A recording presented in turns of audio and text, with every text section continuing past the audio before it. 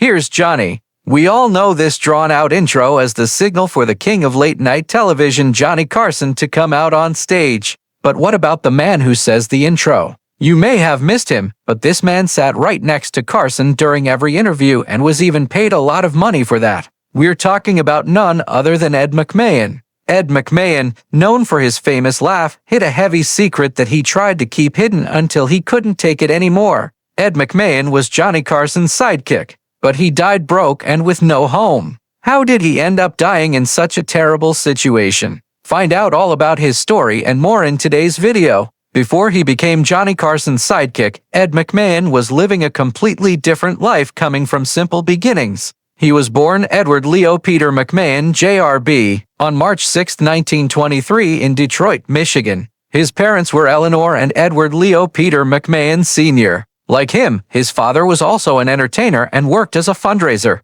Even though he was born in Detroit, the young McMahon spent his early years in Lowell, Massachusetts, where his father's Aunt Mary Brennan lived. Even when he was young, he was a kid who supported himself, even taking on work as a carnival barker in Maine for 3 years before working as a bingo caller in the state when he was 15. Before that, McMahon discovered at the young age of 10 that he wanted to be a radio announcer. From here, he started creating his own radio shows using a flashlight for a microphone while practicing commercials. His hard work is also what helped pay for college, working as a salesman for vegetable slicers on the Atlantic City boardwalk. He got his first taste of broadcasting in Lowell, but his career stopped here because World War II broke out. Like any good man from the country, McMahon also wanted to serve his country. He had hoped to become a US Marine Corps fighter pilot. However, before the US entered World War II, at least 2 years of college attendance were required for both the Army and Navy. Since he was determined to be a pilot, McMahon went to Boston College from 1940 to 1941 and applied for Marine Corps flight training shortly after. His flight training happened in Dallas, followed by another in Pensacola. Here he earned his carrier landing qualifications and became a naval aviator. McMahon spent the next 2 years of his life as a Marine Corps flight instructor, then finally got his chance to join the Pacific Fleet in 1945. However, the atomic bomb attacks on Hiroshima and Nagasaki happened, so those orders were canceled. Since he was still an active officer in the Marine Corps Reserve, McMahon was called to serve in the Korean War. This time, McMahon made full use of being an aviator, flying a total of 85 combat missions, which earned him 6 air medals. He stayed in the Marine Corps Reserve until his retirement in 1966 as a colonel. After the war, McMahon continued his studies. This time thanks to the GI Bill. He enrolled at the Catholic University of America in Washington, D.C., majoring in speech and drama and graduated in 1949. At the university, he was taught by American director and playwright Gilbert Hartke. After graduation, McMahon kept himself busy raising money for a theater to be named after Hartke. He also took a job that paid him $75 weekly at Weekow. It was a new TV station in Philadelphia where he co-hosted a live program titled The Take 10 Show, which quickly became his own show. It only took 2 years for McMahon's career to grow in Philadelphia, and soon enough, people started to call him Mr. Television. The Catholic University was McMahon's gateway to success, and little did he know that working with a certain someone would make him a familiar face on TV. In 1958, Ed McMahon had the good luck of meeting Johnny Carson, who was just a rising comedian at the time. Carson hired McMahon to be his announcer for a 30-minute afternoon comedy quiz show on ABC. His job was to introduce the contestants, do commercials, and sometimes talk to Carson at the start of the show. This show is none other than ABC's daytime game show, Who Do You Trust? The show ran for 5 years from 1957 to 1962. When they first met, McMahon already knew that this would be the start of something good, even describing their first meeting as about as exciting as watching a traffic light change. Then finally, the project that would forever connect McMahon with Johnny Carson launched and changed the direction of his life forever. Shortly after Who Do You Trust?, Carson moved to NBC, taking McMahon with him, and this time for the long run. Together, they worked on The Tonight Show starring Johnny Carson starting on October 1, 1962, where they would continue to work together for the next 30 years. I had to support him. I had to help him get to the punchline, but while doing it, I had to make it look as if I wasn't doing anything at all. McMahon said of his role in The Tonight Show, "The better I did it, the less it looked like I was doing it. He was the voice behind the famous drawn-out "Here's Johnny" intro. It was so famous that it was used by Jack Nicholson's character Jack Torrance in the well-known 1980 seconds horror movie The Shining. Besides this, McMahon's constant laughter also became a regular part of the show, earning him the nicknames of Human Laugh Track and Toymaker to the King, with Carson as the King of Late Night. If Batman has Robin, Johnny Carson has Ed McMahon as his sidekick. On top of co-hosting with Carson, the job of hosting the first 15 minutes of The Tonight Show also fell on McMahon, though it did not air across the country. Besides that, he also worked as a guest host on more than one occasion when Carson himself wasn't available between July 29 and August 2, 1963, as well as for 2 nights in October the following year. They make quite a pair, since Johnny Carson was known for being quiet and loving quick, witty jokes, whereas Ed McMahon was known for being friendly and outgoing. Despite working with Carson for decades, McMahon shared in an interview later on that he would still get butterflies in his stomach every time he would walk out on stage. On top of being an MC, Ed McMahon also had his hands full doing commercials during the program for various sponsors of The Tonight Show, Alpo Dog Food, and Budweiser Beer as his most well-known ones.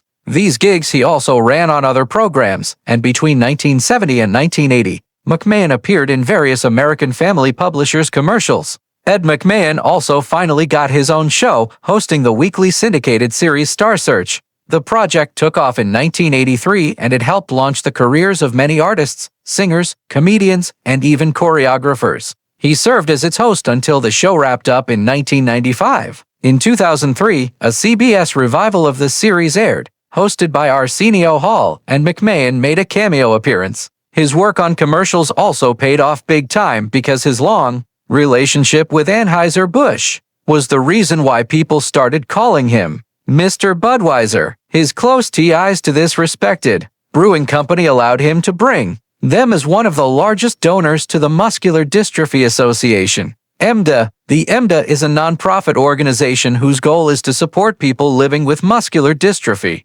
neuromuscular diseases, and ALS. He had a couple of hosting projects in the 70s until the early 90s, which included co-hosting the Jerry Lewis EMDA Telethon, a long-running live annual Labor Day weekend event. Then he also hosted several TV series like TV's Bloopers and Practical Jokes on NBC with Dick Clark from 1982 to 1993. Ed McMahon also had several film roles under his belt. He made his first film debut in the 1967 American neo-noir thriller The Incident. Then in the newer version of the movie Dementia, he did the added narration on the film, even though the original movie had music without dialogue. In 1977, he played the supporting role of Charlie Blanchard in the American comedy Fun with Dick and Jane. McMahon was also supposed to make an appearance in Adam Sandler's 1996 comedy Happy Gilmore. McMahon was hired to do a famous fight scene with the comedian, but according to Sandler, the well-known TV host backed out after finding out about the movie's crude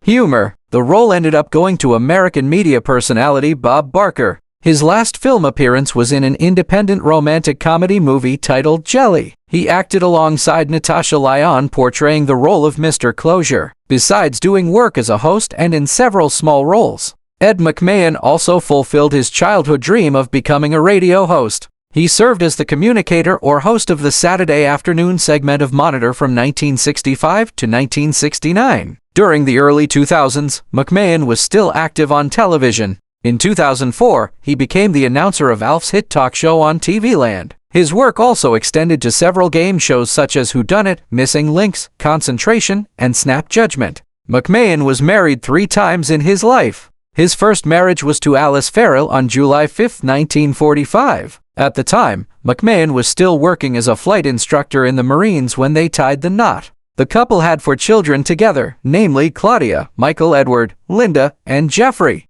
Unfortunately, their marriage didn't last, and the two called it quits in 1972, with the divorce finalized in 1974. It didn't take long for McMahon to find love in his life, and he married his second wife, Victoria Valentine. On March 6, 1976, they adopted a daughter named Catherine Mary. In 1985, and like his first marriage, this one also didn't last. By 1989, the couple had separated. McMahon provided spousal and child support worth $50,000 to his ex-wife monthly. His third and final marriage was to Pamela "Pam" Hearn, a single mom who has a son named Alex. They tied the knot on February 22, 1992, just 3 months before his run at The Tonight Show came to a close. Working right next to Johnny Carson and landing several commercial gigs should have set up Ed McMahon for life. So, how did he end up dying broke and homeless? Despite being a household face on late-night TV, Ed McMahon suffered terribly behind the scenes financially, especially in his later years. So, what exactly were these financial troubles? Didn't he used to earn around $5 million per year? For one, Citibank sued him back in 2008 to get back nearly $200,000 lent to the entertainer. Besides this, McMahon was also reported to be behind $640,000 in mortgage payments. He finally talked about his money difficulties during a guest appearance on Larry King Live back in 2008. There he explained how the Great Recession and his neck injury were the main reasons why he found it hard to find a stable job, leaving him behind in payments. Well, if you spend more money than you make, you know that happens, McMahon told Larry King back in 2008. And it can happen. You know, a couple of divorces thrown in, a few things like that. And you know, things happen. You want to be perfect, but with that combination of the economy, I have a little injury and I have a situation and it all came together. His wife, Pamela McMahon, also added how they do not have millions of dollars, which is a pretty common misconception about them. So, how did he get that injury anyway? Ed McMahon suffered a fall at billionaire investor Robert Day's home in March 2007. He sued the investor, saying that Day's home was unsafe and lacked railings, and also sued the hospital for failing to diagnose the fracture at first. As a result, McMahon claimed that the hospital, the doctors, and every medical professional involved messed up his surgery, causing him great pain, which stopped him from being able to work. To make ends meet, he was even trying to sell his $6.25 million Beverly Hills mansion, hoping he would be able to sell it. But sadly, the Great Recession crashed the housing market. As if that wasn't bad enough, Ed McMahon suffered another financial blow. He failed to pay $275,168 to divorce attorney Norman Solov on July 30, 2008, according to Michael Shanker.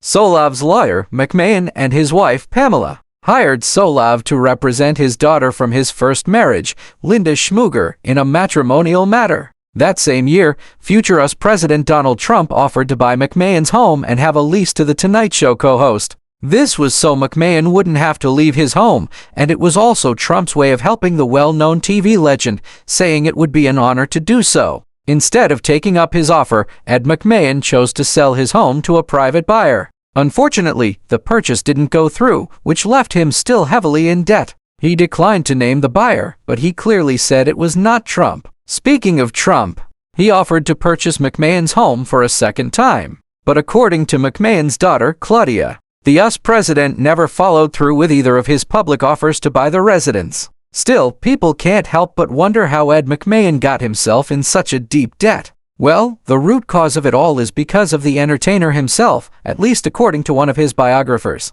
According to HuffPost, the root of the TV legend's money problems dates back to his good nature. It was said that McMahon would use his income recklessly, lending and helping other people whenever he could. On top of that, it was also rumored that he even helped his wife's apparel business.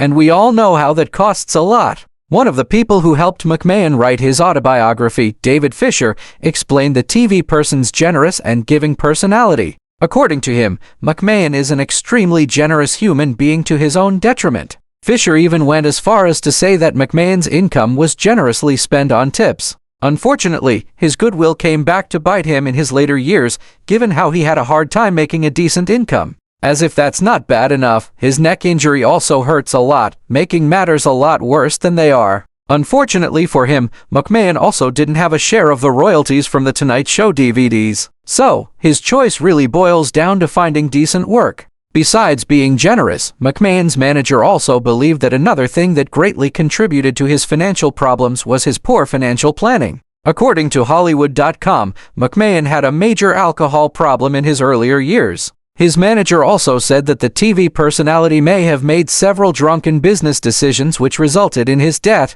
You drink and you don't pay attention to your business affairs. His manager claimed about McMahon. He wasn't paying attention and probably got some bad advice. With that said, Ed McMahon's generous spending and poor business decisions were the two main things that caused the decline of his finances, especially near the end of his life. To make matters worse, McMahon was also badly affected by the Great Recession. He had a plan, which was to sell his Beverly Hills home, but unfortunately time was working against him. Despite his struggles, Ed McMahon kept a cheerful attitude and tried to remain optimistic even until the end. In 2002, Ed McMahon sued his insurance company for more than $20 million, claiming he got sick due to a toxic mold in his Beverly Hills home that the contractors failed to clean up. Along with the mold, they also had water damage from a broken pipe.